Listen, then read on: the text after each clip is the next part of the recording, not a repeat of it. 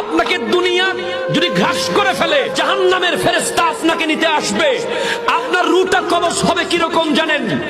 অনেকগুলো ভিজা তুলার ভিতর থেকে লোহার কাটা যেভাবে বের করা হয়, নখগুলোকে প্লাস দিয়ে ছিঁড়ে ফেললে যে কঠিন কষ্ট হয়, চোখগুলোকে খুলে ফেললে যে কষ্ট হয়, নাক দিয়ে রূহ বের করা হবে, চোখ দিয়ে রূহ বের করা হবে, শরীরের প্রত্যেকটা ছিদ্র দিয়ে রূহ বের হবে, প্রত্যেকটা রগ দিয়ে আপনার রূহ কবজ করা হবে।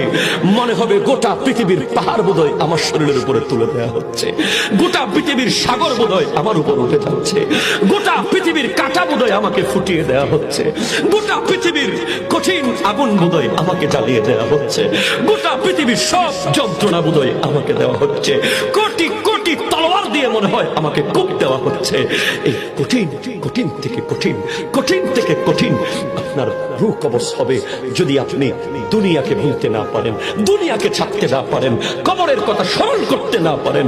এবং কবজ হওয়ার পরে আপনার রূহটা নিয়ে যখন আকাশের দিকে যাওয়া হবে, আসমানের গেট কমপ্লিট বন্ধ থাকবে, গোটা এলাকার দুর্গন্ধ দুর্গন্ধ দুর্গন্ধ দুর্গন্ধ বের হবে।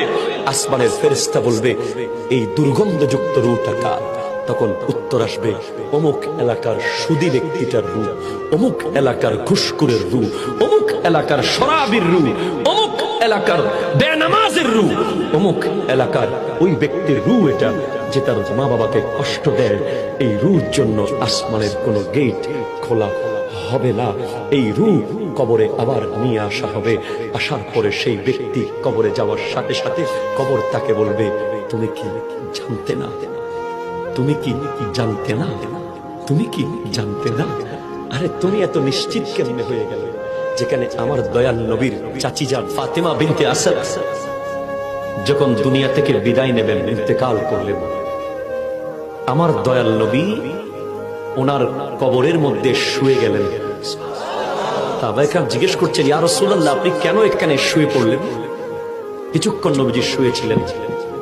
হাদিসে পাকে এসেছে, নবীজি বলছেন, কবর যেন আমার মাকে কোনো কষ্ট না দেয়।